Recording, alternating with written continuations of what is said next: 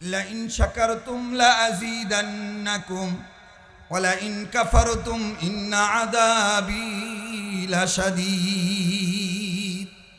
আল্লাহ ডাক দিয়া বলে, ও দুনিয়ার মানুষরে, তুমি শুকরিয়া আদায় করবা, আমি তোমার নিয়ামতকে বাড়ায় দিব, যত করবা তত দিব বান্দা, তুমি চিন্তা করে শেষ করতে পারবা না। ও ভাইরে, আমরা কিন্তু চিন্তা করি না, আমরা মালিকের কাছে কিন্তু চাই না। মালিকের ওয়াদা, এ বান্দা বান্দি রে, তোরা যদি আমার শুকর গুজার হয়ে যাস, আমার নিয়ামতের যদি শুকরিয়া করিস, আমি আল্লাহ রাব্বুল আলামিন তোর নিয়ামত এত বাড়ায় দিব যেটা তুমি কল্পনাও করতে পারবা না। পক্ষান্তরে আল্লাহ ডাক দিয়ে বলে, ওয়ালা ইন কাফারতুম ইন্না আযাবি লাশাদীদ। হে দুনিয়ার মানুষ, তুমি যদি নিয়ামতের না শুকর করো, আমি আল্লাহ চোখ দিয়েছি দেখে দেখে কালামে পাকের তেলাওয়াত করবা। আমি আল্লাহ চোখ দিয়েছি, চোখ দিয়ে ঘেটে ঘেটে টাউন জামে মসজিদে গিয়ে নামাজ আদায় করবা। আমি আল্লাহ পা দিয়েছি, যখন কোরআন হাদিসের কোনো জায়গায় বয়ানের এলান হবে, এই পাও দিয়ে হাঁটা হাঁটা তুমি কোরআনের মাহফিলে যাবা। হে বান্দারে, তুই হাত পায়ের সাথে সুন্দর ব্যবহার করস নাই, শুকরিয়া আদায় করস নাই। ইন্না আযাবি লাশাদীদ। চিন্তা করো না আমার মালিক কেমনে ধরবে।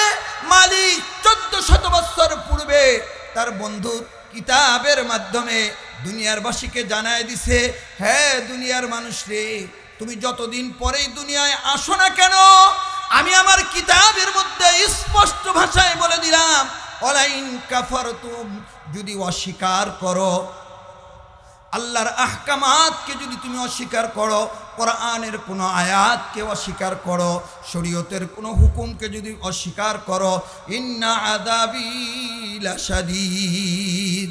হ্যাঁ দুনিয়ার মানুষ, আমি আল্লাহ রাব্বুল আলামিন কঠিন শাস্তির ব্যবস্থা রেখে দিছি।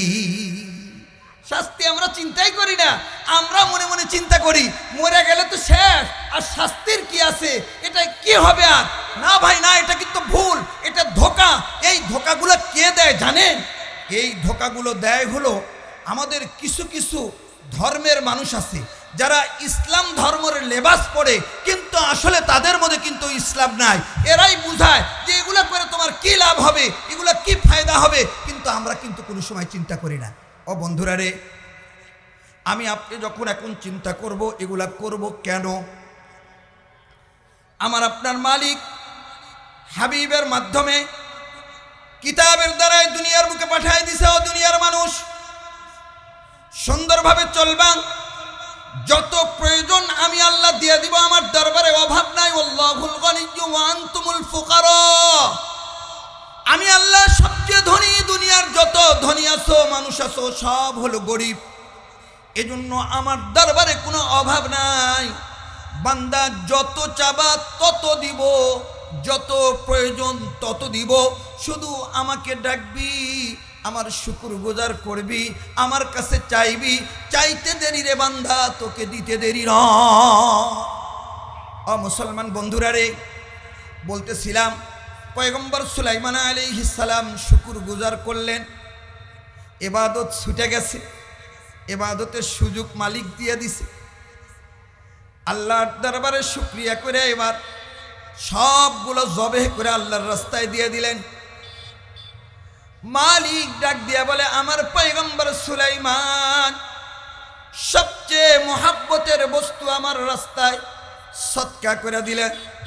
একটু আফসোস করলো না, দিলের মধ্যে একটু চিন্তা করলো না, কেমনে চলবে এটারও চিন্তা করলো না। আমি রব আরশে আজিমে থাকতে পারি না, আমি আমার পয়গম্বরের জন্য এমন বাহন দিয়ে দিব, যেই বাহনে তেল লাগবে না, মোবিল লাগবে না, শুধু ইশারা করবে, লক্ষ লক্ষ মাইল দূরে পয়গম্বর সুলাইমানকে পৌঁছায় দিবে।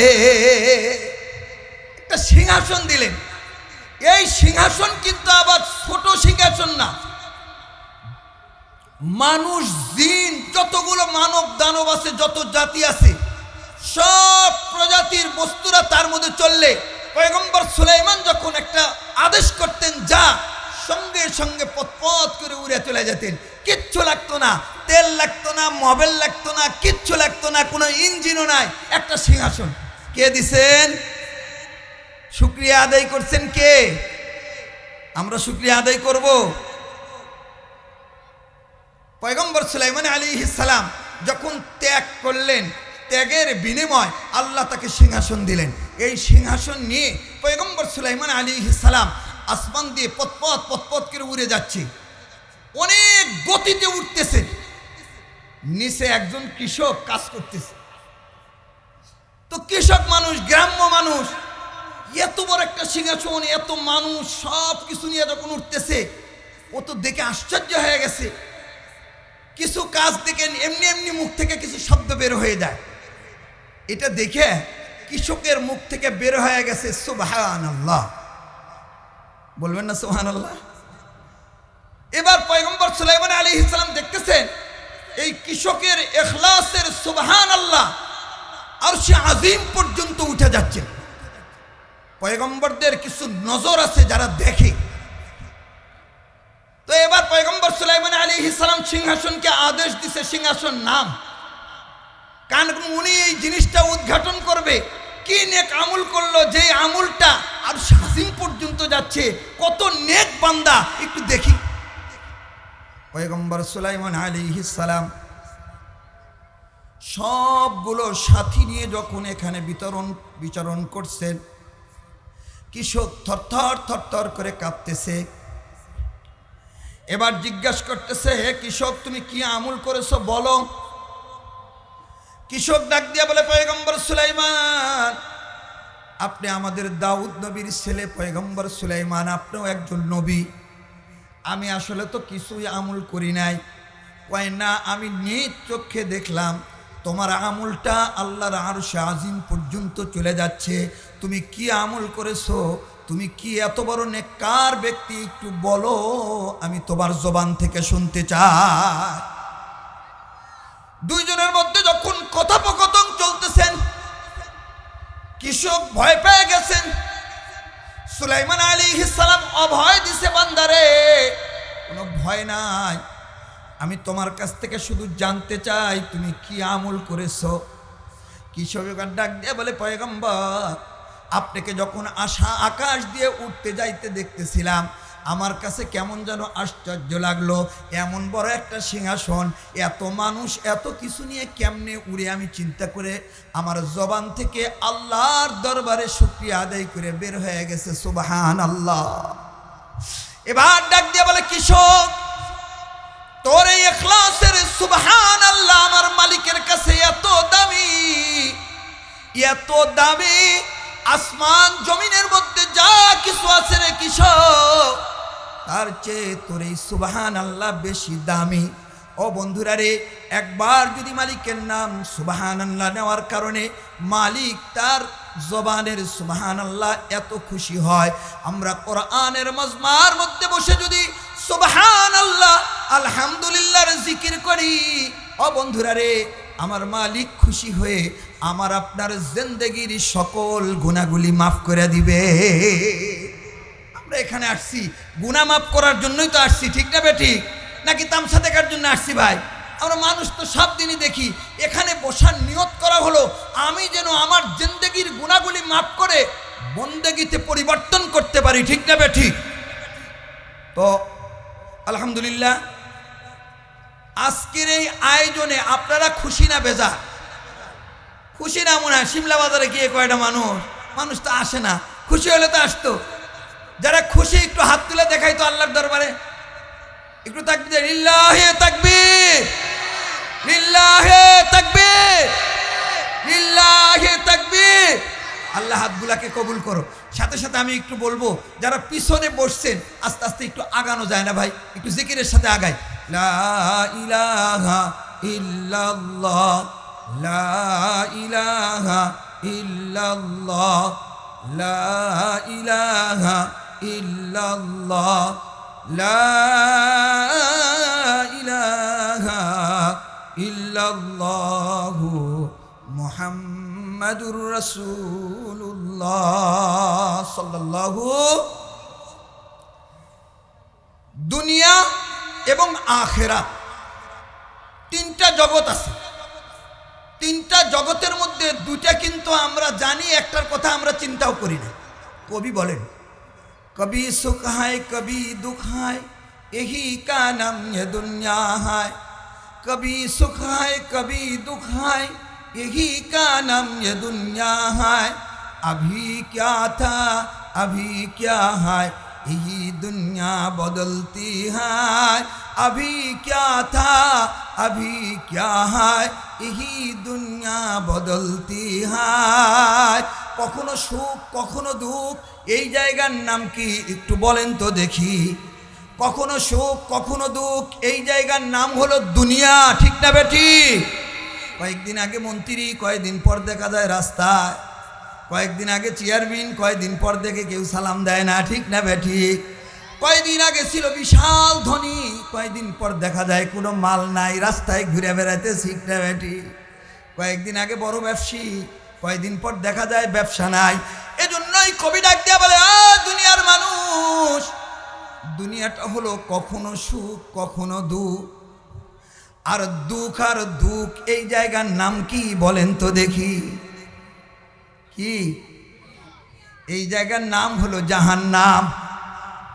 কখনো সুখ কখনো দুঃখ, এই জায়গার নাম হলো দুনিয়া। খেয়াল করে শুনি, সুখ আর সুখ এই জায়গার নাম কি বলেন তো দেখি?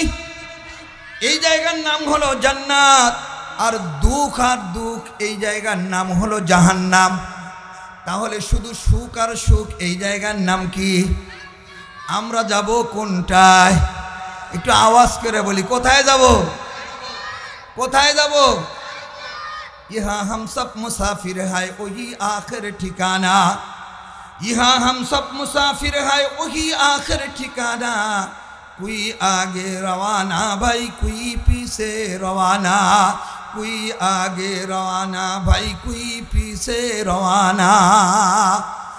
মুসলমান বন্ধুরা রে, এই দুনিয়া হলো মুসাফির খানা। মুসাফির যেরকম সফরে যায় 15 দিনের উদ্দেশ্যে, 15 দিনের বেশি থাকার জন্য, 10 দিন 15 দিন শেষ হয়ে যায়, আবার কিন্তু বাড়ি ফিরে আসে। আমরা হলাম মুসাফির, আমাদের বাবার মায়ের বাড়ি হলো জান্নাত। আমরাও জান্নাতে যাব না? যাব না? জান্নাতে যাবে যারা, কোরআন মারবে যারা, কোরআন অনুযায়ী চলবে যারা, জান্নাতে যাবে তারা, ঠিক না বেঠিক? ও মুসলমান বন্ধুরা রে, যেই জিনিসের কদর জানে না ওই জিনিসের কিন্তু আগ্রহ থাকে না, ঠিক না বেঠিক? যেই জিনিসের কদর জানে ওই জিনিসের মধ্যেও কিন্তু মজাও লাগে। একটা উদাহরণ দিলে সুন্দর বুঝে আসবে। আল্লাহর একজন বান্দা মাদ্রাসায় পড়ে। কোথায় পড়ে? কোরআন শরীফ গলায় ঝুলাই নিয়ে মাদ্রাসায় যায়। বর্ষা চলে আসছে, আগের মতো এত রাস্তা নাই, কিতাবওয়ালা লেখে আল্লাহর বান্দা নদীর মাঝখানে পড়ে গেছে। ছোট্ট একটা নদী, খেওয়াওয়ালা নৌকা নিয়ে বসে আছে। এবার আল্লাহর বান্দা হাফেজে কোরআন খেওয়ালাকে ডাক দিয়ে বলে, ও খেওয়ালা চাচা, যদি আমাকে একটু ওপার পার করে দেন তাহলে আপনাকে সূরা ফাতিহাটা শোনায় দিব। আল্লাহু আকবার। কি শোনায় দিবে? সূরা ফাতিহাটা শোনায় দিব। খেওয়ালা কয়, সূরা ফাতিহা দিয়ে আমি কি করব? দরকার নাই, বাড়ি বিলা যাও। এবার ছোট্ট বাচ্চা ডাক দিয়ে বলে, ও খেওয়ালা ভাই, যদি পার করে দাও সূরা ইয়াসিনটা আমি তোমাকে শোনায় দিব। আহারে আল্লাহর বান্দা সূরা ইয়াসিনের কদর বুঝে না, ডাক দিয়ে বলে, দরকার নাই, আমি টাকা ছাড়া তোমাকে পার করতে পারবো না। এবার ডাক দিয়ে বলে, ও খেওয়ালা, তুমি যদি আমাকে পার করে দাও, কোরআনের মধ্যে সবচেয়ে মজার সূরা হলো সূরা রহমান, তোমাকে সুন্দর করে আমি তেলাওয়াত করে শোনাবো। খেওয়ালা ডাক দিয়া কয়, না না, হবে না, আমার খাওয়া দিয়ে তুমি যদি পার হতে চাও তোমাকে 4 আনা পয়সা দিতে হবে, নচেত তোমাকে পার করব না। ও বন্ধুরা রে, ছোট্ট বাচ্চা কোরআন শরীফটা উঁচা করে এবার নদী পার হয়ে খেওয়া পার হয়ে চলে গেছে। কাপড়টা ভিজায়, মাদ্রাসায় গিয়ে ওস্তাদজিকে ডাক দিয়ে বলে, ওস্তাদজি লন আপনার কোরআন লন, আমার পড়ার দরকার নাই, আমি বাড়ি বিলা চলে যাব। ওস্তাদ ডাক দিয়া কয়, কি রে এ আব্দুর রহমান, কি হয়েছে তোর? কোন কারণে তুই কোরআন আমার হাতে দিস? আল্লাহর বান্দা ডাক দিয়ে বলে, ওস্তাদ, যেই কোরআন দিয়ে খেওয়া পার হওয়া যায় না, এই কোরআন আমার পড়ার দরকার নাই, আমি বাড়ি বিলা চলে গেলাম। কথা তো ঠিক আছে, ঠিক না বেটি? ওস্তাদ ডাক দিয়ে বলে, আব্দুর রহমান, দে দে কোরআনটা দে।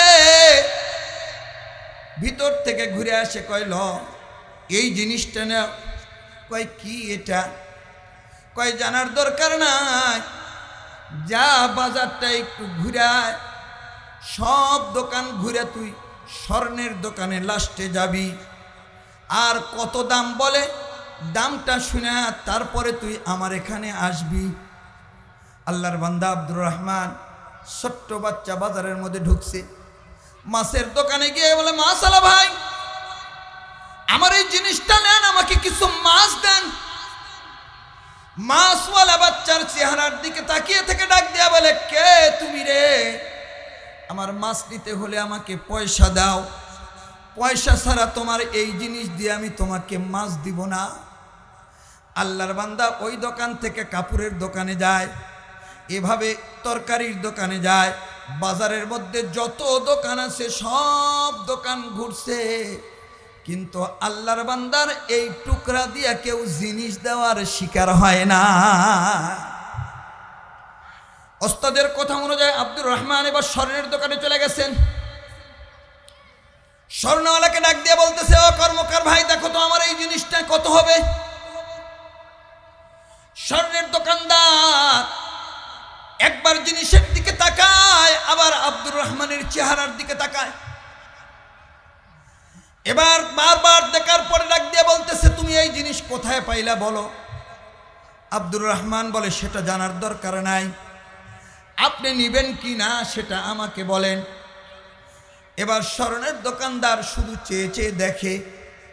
অনেকক্ষণ পর বাচ্চারা হাতে দিয়ে ডাক দিয়ে বলে, বাবা, তোমার এই জিনিসের দাম আমি বলতে পারলাম না। কয়, কেন পারলেন না?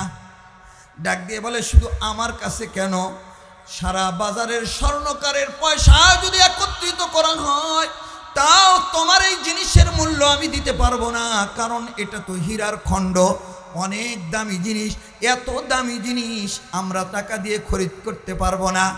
আল্লাহর বান্দা এবার কাগজ দিয়ে পেছায় ওস্তাদের কাছে চলে গেছে।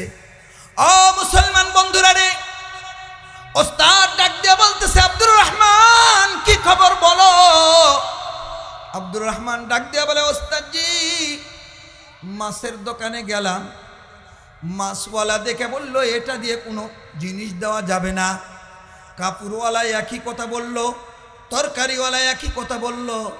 কয়, তারপরে কি হলো? ওস্তাদজি, স্বর্ণের দোকানে গেলাম, স্বর্ণওয়ালা ডাক দিয়ে বলতেছে, তামাম বাজারের টাকা একত্রিত করেও এই জিনিসের পয়সা দেওয়া যাবে না। এবার ওস্তাদজি আব্দুর রহমানকে ডাক দিছে, আব্দুর রহমান, কারণ স্বর্ণকার চিনে এটা কি জিনিস, এই জন্য স্বর্ণকার তার মূল্য বুঝছে। আব্দুর রহমান, তুমি রাগ করতেছ, খেওয়াওয়ালা তোমার কোরআন শুনে তোমাকে পার করে দেয় নাই, রাগ করে তুমি চলে যাচ্ছ। আব্দুর রহমান রে, খেওয়াওয়ালা তো কোরআনের মর্যাদা বুঝে না, যদি কোরআনের মর্যাদা বুঝতো, সূরা ফাতিহা, সূরা ইয়াসিন, সূরা আব্দুর আর রহমান তো দূরের কথা, একটা অক্ষরের বিনিময় যদি তামাম দুনিয়া দেওয়া হয়, তাও এক অক্ষরের বিনিময় পরিশোধ করতে পারবে না। ও মুসলমান বন্ধুরা রে, কোরআন না চেনার কারণে খেওয়াওয়ালা কোরআন প্রেমিককে পার করতে পারে না। আমি আপনি নামাজের সাথে সম্পর্ক না থাকার কারণে নামাজের মজা বুঝি না, কোরআন তেলাওয়াতের মধ্যে দিল না থাকার কারণে কোরআন তেলাওয়াতের মজা বুঝি না, ঠিক না বেঠিক? ও মুসলমান বন্ধুরা রে, যার সাথে যার কানেকশন থাকে তার সাথে তার মজা থাকে। যেরকম আব্দুল করিমের মেয়ের সাথে আব্দুল গফুরের মেয়ের একটা ছেলের সম্পর্ক হয়ে গেছে। এই সম্পর্ক হওয়ার কারণে কি করে, দুইজনের সাথে ডেটিং হয়েছে, আজকে রাত্রে তোমার সাথে দেখা হবে। রাত যখন 12টা বাজে, আব্দুল গফুরের ছেলে আব্দুল করিমের মেয়ের সাথে দেখা করার জন্য চলে গেছে। জঙ্গলের মধ্যে দাঁড়িয়ে আছে, 1টা 2টা 3টা 4টা বেজে গেছে। মশার কামড়ের কোনো খবর নাই, সাপ বিচ্ছুর কোনো খবর নাই। মানুষ তাকে দেখলে মারবে না আদর করবে। এত রাত্রে জঙ্গলের মধ্যে বসে থাকে, কি কামড়ায়, কোন দিক থেকে কি হবে আল্লাহর বান্দার কোনো ভয় নাই। রাত্রি যখন শেষ হয়ে গেছে, শেষ প্রহরে যখন ফজরের নামাজের আজান দিছে, হাইয়া আলাস সালাহ, আল্লাহর বান্দার চৈতন্য ফিরে আসছে। আর এখন তো ভোর হয়ে যাবে, আর যদি মানুষ দেখে ফেলে তাহলে তো আমাকে ছাড়বে না। ও মুসলমান বন্ধুরা রে, দুনিয়ার একজন গান্দা মহিলা তার ইশকে পড়ে আল্লাহর বান্দা 12টা থেকে 4টা 5টা পর্যন্ত জঙ্গলের মধ্যে দাঁড়ায় থাকে। মশার কামড় কিছু করে না, সাপের ভয়ে তাকে কোনো আঘাত করে না। এটা হলো আশেক আর মাশেকের পরিচয়। ও বন্ধুরা রে, ইশকে থাকার কারণে রাত্রি কোন দিক দিয়ে চলে যায় বান্দা টের পায় না, অপেক্ষা করতে থাকে। আমার আপনার মালিকের সাথে যদি সম্পর্ক হয়ে যায়, কোন দিক দিয়ে রাত যাবে, কোন দিক দিয়ে নামাজের সময় যাবে বান্দা টের পাবে না। मोहब्बत एक अजीब शाही है, बयां करना नामुमकिन है। मोहब्बत एक अजीब शाही है, बयां करना नामुमकिन है। जहाँ बिजली चमकती है वहाँ बारिश बरसती है। जहाँ बिजली चमकती है वहाँ बारिश बरसती है। कई मोहब्बत एमन एक जिनिस যেটা বর্ণনা করা সম্ভব নয়। ও বন্ধুরা রে, যার মোহাব্বত যার সাথে থাকে তার আকর্ষণ কিন্তু তার দিকেই হয়। কোনো নামাজি বান্দা যখন আজান হয়ে যায়, আল্লাহর বান্দাকে কেউ আটকাইতে পারে না। কোনো ঈমানদার বান্দা যখন কোরআনের এলান হয়ে যায়, আল্লাহর বান্দাকে আটকানোর ক্ষমতা কারো থাকে না। ও মুসলমান বন্ধুরা রে, যার পিছে যে মেহনত করবে সে সেদিকে কামিয়াব হয়ে যাবে। দুনিয়ার হায়াতের জিন্দেগি হলো কম। এই হায়াতের জিন্দেগি কেন পাঠাইছে, কি জন্য পাঠাইছে, এই চিন্তা কিন্তু বান্দাকে হায়াত থাকতে করতে হবে। হায়াত চলে গেলে বান্দা যত আফসোসই করুক না কেন, এই আফসোসে কোনো লাভ হবে না। তাহলে আমাদের সবচেয়ে মূল্যবান বস্তু কি? হায়াত। এই হায়াতের কদর করার দরকার আছে না নাই? তাহলে হায়াতের কদর কেমনে করব, এটা কিন্তু একটা প্রশ্ন। হায়াতের কদর আমি কেমনে করব? আমি যে কথা বলতেছিলাম যে ভালোবাসা, ভালোবাসা যার যেই জিনিসের সাথে আছে সেই জিনিসের সাথে কিন্তু তার একটা আকর্ষণ পয়দা হয়ে যায়। ভালোবাসা নাই, তার কিন্তু আকর্ষণ নাই। ও ভাই, এমনি এমনি কিন্তু হয় না। একটা জিনিস আকর্ষণ পয়দা হয় আমলের দ্বারা, একটা আকর্ষণ পয়দা হয় চলাফেরার দ্বারা। যেরকম আমার একটা দোকান আছে, দোকানের সাথে কিন্তু আমার একটা মহাব্বত আছে। দোকানে না গেলে আমার কিন্তু ভালো লাগে না। ঠিক আছে, ঠিক না বেঠি? নামাজি বান্দা, নামাজের যদি এলান হয়, নামাজে না গেলে কিন্তু ভালো লাগে না। আবার একজন মানুষের সাথে সম্পর্ক আছে, তার সাথে দেখা না করলে কিন্তু ভালো লাগে না। ঠিক না বেঠিক?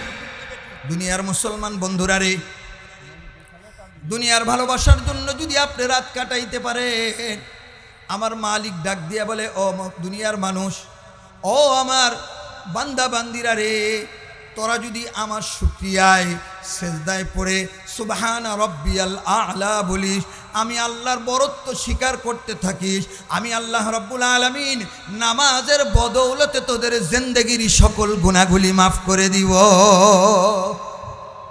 বন্ধুরা রে, গুনাহ মাফের কিছু জায়গা আছে, যেই জায়গাগুলো গেলে আল্লাহ গুনাহ মাফ করে দিবে। কিন্তু আমাদের আফসোস আর দুঃখ, আমাদের নিয়ত কিন্তু ভালো নাই। আমরা বসি কতক্ষণ থাকবো, আমরা বসি কেমন ওয়াজ করে, আমরা বসি সুরটা কেমন হবে। না না না, নিয়ত যতক্ষণ সুন্দর না হবে ততক্ষণ কিন্তু আমার আপনার ইখলাস ওয়ালা আমল আসতে পারে না। আল্লাহর একজন বান্দা বাগানের মালি। এই বাগানের পাশ দিয়ে এক বাদশা যাচ্ছে, কিতাবের মধ্যে লেখে বাদশার নাম হলো বাদশা নওশেরওয়া, খুব আদেল বাদশা। এই বাদশা যখন যাচ্ছে হঠাৎ করে এখানে বিরতি দিছে। বাদশার মনটা চাইছে একটু শরবত খাই, দেখি তো সুন্দর বাগান, একটু শরবত খাই। এবার ডাক দিয়ে বলতেছে, বাবা এক গ্লাস শরবত খাওয়ানো যাবে? আল্লাহর বান্দা ডাক দিয়ে বলতেছে, হ্যাঁ খাওয়ানো কেন যাবে না। বলছে যাও এক গ্লাস শরবত নিয়ে আসো। এক থোকা আনার দিয়ে খুব অল্প সময়ের মধ্যে এক গ্লাস শরবত এনে দিছেন। বাচ্চা সুন্দরভাবে তৃপ্তি সহকারে খাইছেন। খাওয়ার পরে মনে মনে চিন্তা করতেছেন, এই বাগানটা কার? এত স্বাদ এই বাগানের ফলের মধ্যে, এই বাগানটা আমার আয়ত্তে নিয়ে নিতে হবে। কি নিয়ত করছে? ভিতরে নিয়ত কিন্তু প্রকাশ করে নাই। অনেকক্ষণ অবস্থান করছেন, শেষ সময় ডাক দিয়ে বলতেছে, এ বাবা আর এক গ্লাস শরবত কি তুমি খাওয়াইতে পারবানি? বলে হ্যাঁ খাওয়ানো যাবে। গেছে, অনেক টাইম চলে যায় কিন্তু ছেলেটা আসে না। দীর্ঘ সময় পর যখন আসছে, আল্লাহর বান্দা গ্লাসটা মুখে নিছে, কিন্তু আগের স্বাদ এই শরবতে আর নাই। বাগানও ঠিক আছে, যে আনছে তার আনাও ঠিক আছে, কিন্তু শরবতে স্বাদ নাই। এবার বাদশা ডাক দিয়ে বলতেছে, প্রথমবার খাওয়াইলা এত স্বাদ, এত তাড়াতাড়ি নিয়ে আসলা, দ্বিতীয়বার খাওয়াইলা এই শরবতে স্বাদ নাই কেন রে? কি জন্য হয়েছে একটু বলবানি?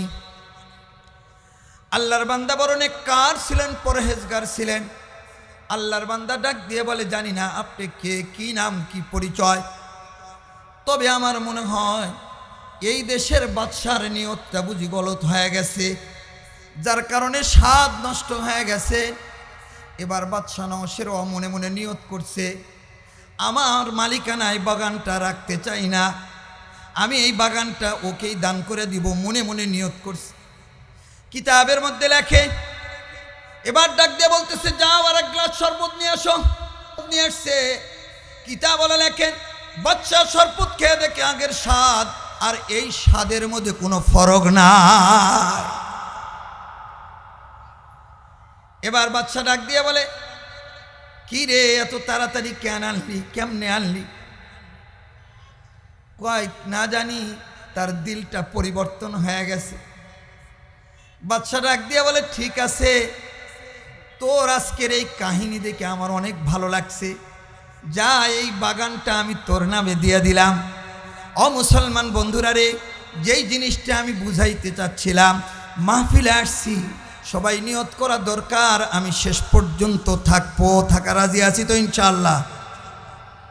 নিয়ত করা দরকার, যা শুনবো আমলের নিয়তে শুনবো, মনে মনে এরাদা করা দরকার, আল্লাহ বক্তাদের মুখ থেকে তুমি হেদায়েতের কথাগুলা বের করে দাও, ঠিক নেবে ঠিক। শ্রোতার নিয়ত যেরকম হবে, বক্তার ডেলিভারিও কিন্তু সেরকম হবে।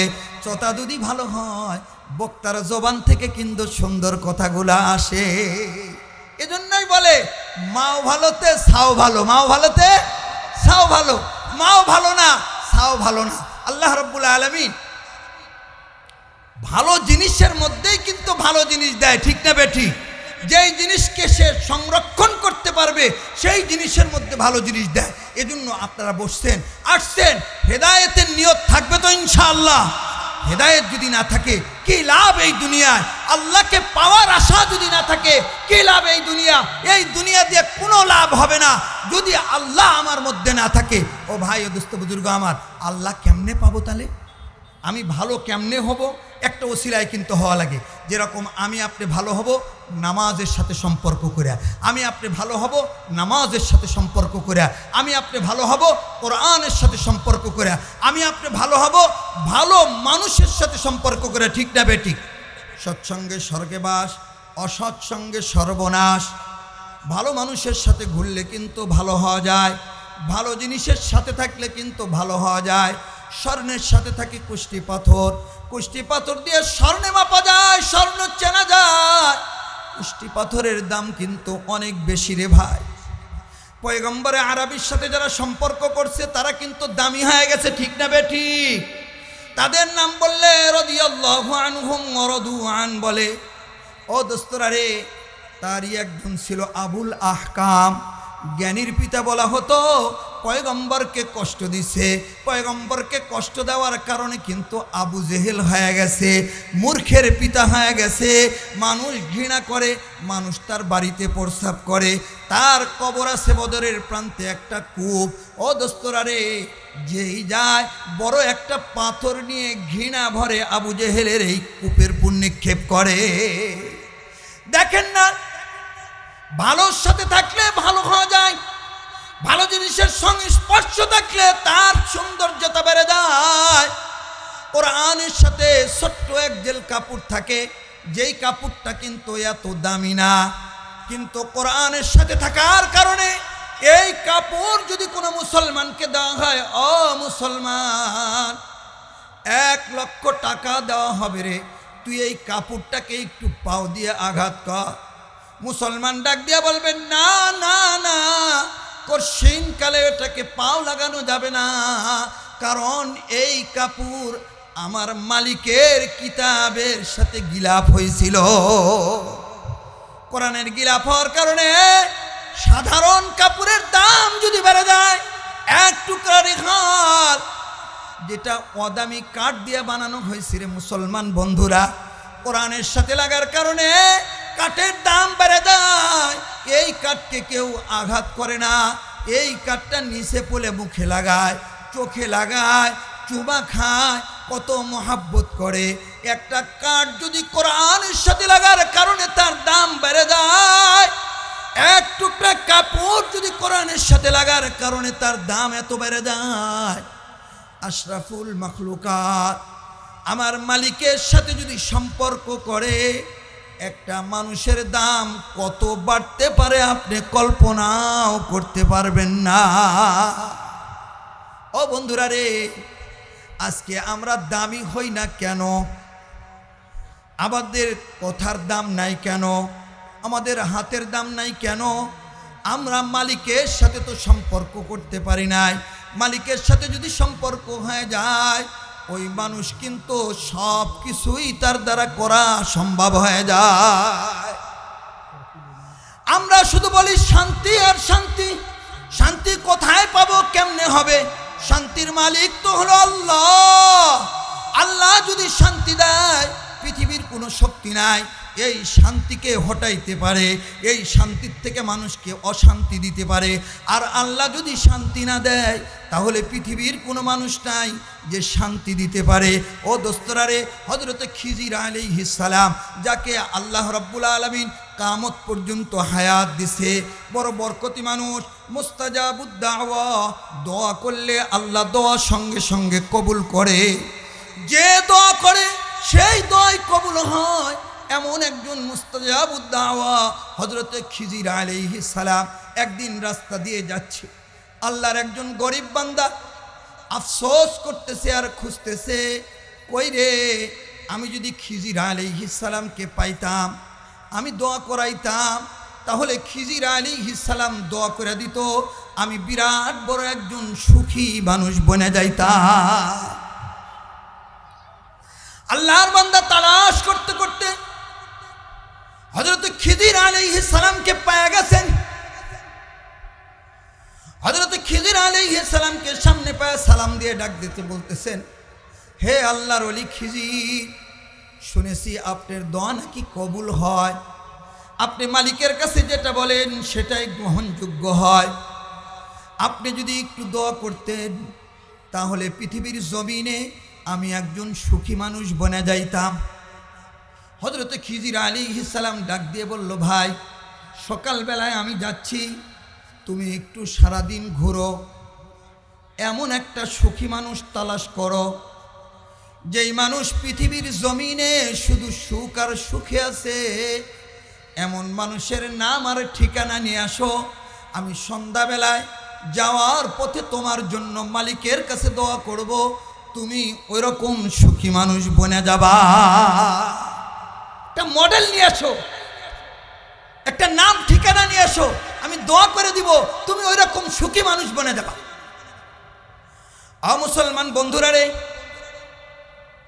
আল্লাহর বান্দা খুশিতে আত্মহারা ওখান থেকে বিদায় নিয়ে রওনা দিছেন। ঘুরতেছে, ঘুরতে ঘুরতে বিরাট বড় একটা জমিদার বাড়ি পাইছে। জমিদার বাড়িতে গিয়ে জমিদার সাহেবকে সালাম দিছে। সালাম দিয়ে একটা কাগজ আগায় দিছে, ও জমিদার সাহেব, আপনার নাম, আপনার পিতার নাম, আপনার ঠিকানাটা আপনি একটু লিখে দেন। কয় কেন রে? দেন, একটু দেন। নাম ঠিকানা লিখছেন। যাওয়ার পথে বলে, দেখি কাগজটা, দেখি একটু দাও। আল্লাহর বান্দা হাতে নিছে, নিয়ে ডাক দিয়া বলে, কেন রে, কি জন্য তুই নাম ঠিকানা নিলি, কি কাজ করবি? এবার আল্লাহর বান্দা ডাক দিয়ে বলে, হযরত, আমি আপনার নাম ঠিকানা খিজির আলাইহিস সালামের কাছে দিব। খিজির আলাইহিস সালাম আল্লাহর কাছে দোয়া করবে, আমি আপনার মতো পৃথিবীর জমিনে একজন সুখী মানুষ বনে যাব।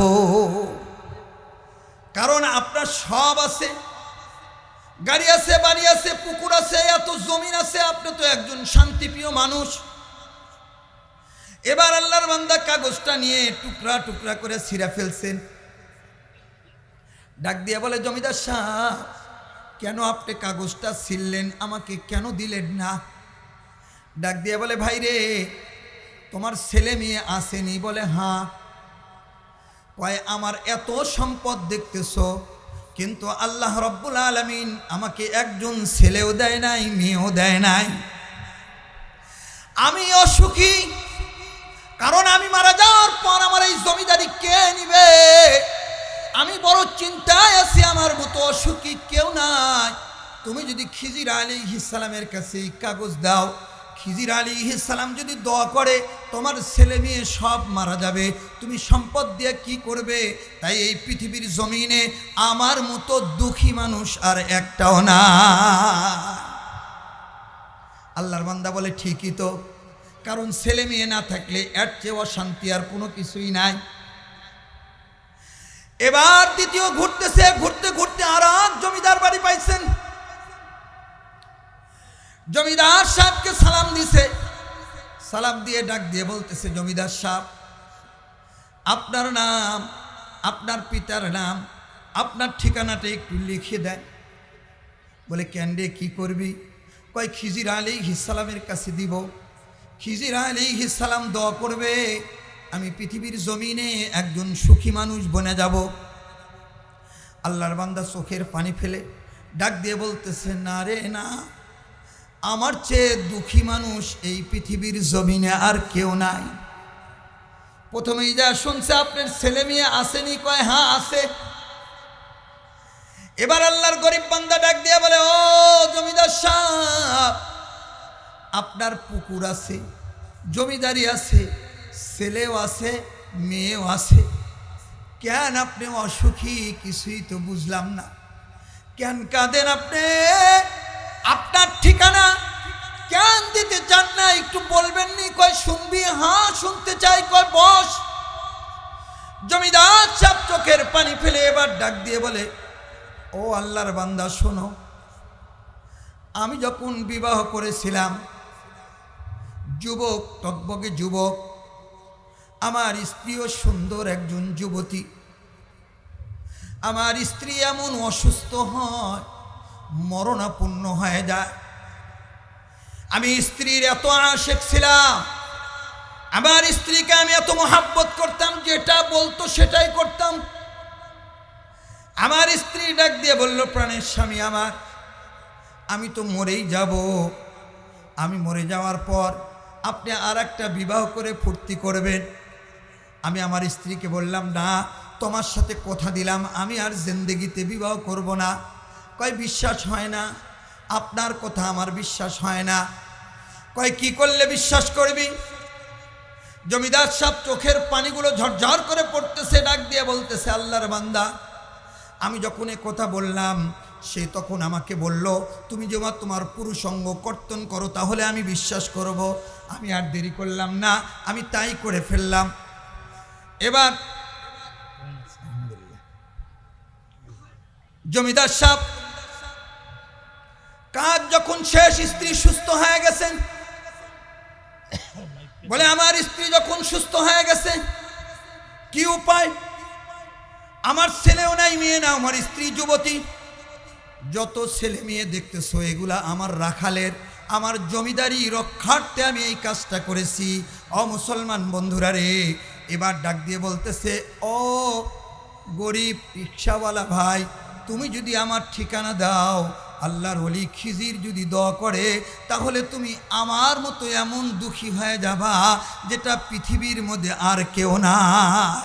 ও বন্ধুরা রে, এজন্যই তো দুনিয়া কিন্তু আসলে সুখের জায়গা নয়। দুনিয়াকে যারা সুখের জায়গা বানাইছে তারা কিন্তু আসলে দুনিয়াতে সুখ পায় নাই। এজন্যই খিজির আলাইহিস সালামের সাথে সন্ধ্যাবেলায় যখন দেখা হয়েছে, আল্লাহর বান্দা ডাক দিয়ে বলে, দাও ঠিকানা দাও। আল্লাহর বান্দা ডাক দিয়ে বলে, আল্লাহর ওলি খিজির, সারা এলাকা ঘুরলাম, সুখী মানুষ একজন কেউ পাইলাম না। আল্লাহর বান্দা খিজির ডাক দিয়া বলে, শোনো, দুনিয়া তো আসলে সুখের জায়গা না, অল্প দিন দুনিয়া। এই দুনিয়াকে যদি সুখকে বিসর্জন দিয়ে মালিকের আহকামাতগুলো যদি মানতে পারো, মালিকের গোলামি করতে পারো, মালিকের কথাগুলো যদি শুনতে পারো, দিল দিয়ে যদি মালিককে মহাব্বত করতে পারো, ও মুসলমান বন্ধুরা রে, তাহলে চির শান্তির জায়গা মৃত্যুর পরে কবর নামক দরওয়াজা দিয়ে জান্নাতে প্রবেশ করবা, আর কোনো চিন্তা করা লাগবে না। আল্লাহর হাবিব ডাক দিয়ে বলেন, আল মারউ মা মান আহাব্বা, ও দুনিয়ার মানুষরে, যে যাকে মহাব্বত করবে তার সাথে তার কিয়ামত হবে। তুমি যদি আল্লাহ ওয়ালাদের সাথে মহাব্বত পয়দা করো, কিয়ামতের ময়দানে তার সাথে তোমার হাসর হবে। আর যদি দুনিয়া ওয়ালাদের সাথে মহাব্বত করো, কিয়ামতের ময়দানে তার সাথে তোমার হাসর হবে। এখন চিন্তা করে দেখেন, কোন পথে চলবেন, কার সাথে চলবেন, দেখে শুনে চলেন। দুনিয়ার পরে যেই জিন্দেগি আসবে, ওই জিন্দেগিতে কিন্তু সব সুন্দর হবে। আর যদি দুনিয়াতে চিন্তা না করেন, ওই জিন্দেগি কিন্তু অনেক কঠিন হয়ে যাবে। এই জন্য মুসলমান বন্ধুরা রে, আসছেন হেদায়েতের নিয়তে বসবো, শেষ পর্যন্ত থাকবো, কোরআনের কথাগুলো শুনবো, আর এর উপর আমল করার চেষ্টা করব ইনশাআল্লাহ। আল্লাহ আমাদের সবাইকে কবুল করুক, সবাই বলুন আমিন। আল্লাহ আজকের মাহফিলকে কবুল করুক, সবাই বলুন আমিন।